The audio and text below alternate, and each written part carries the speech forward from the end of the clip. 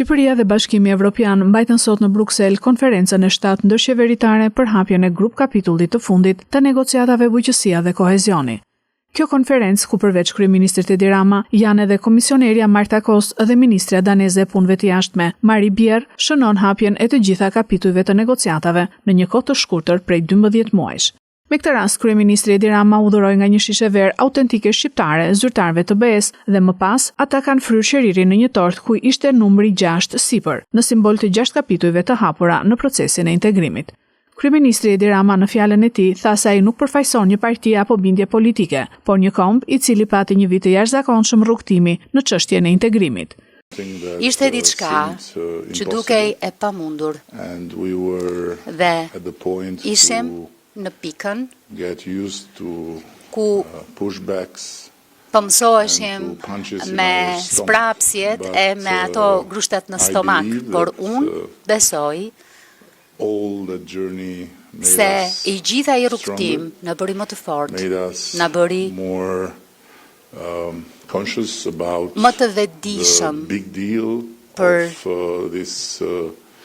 të gjithë atë natyrë të jashtëzakonshme të gjithë këtij procesi dhe na bëri më të pjekur. Ja ku jemi sot këtu.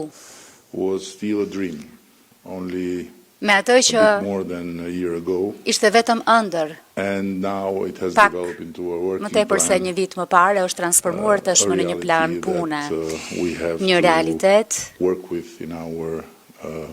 për të cilin e me të cilin duhet punojmë në jetën tonë të përditshme.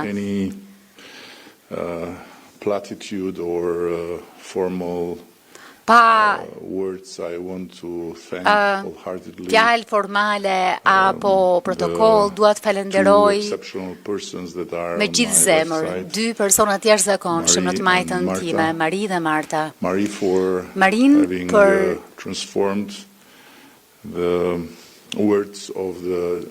transformimin e fjalëve të presidencës daneze në vepra kur vjen fjala për zgjerimin, duke mbështetur e duke inkurajuar për të ecur përpara edhe Marta që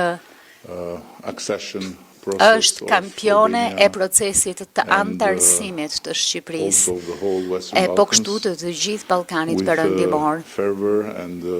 Me zjarë me një vullnet të fortë që na bën të gjithëve të ndihemi për plot energji dhe në borxh në qoftë se nuk realizojmë në kohën e duhur.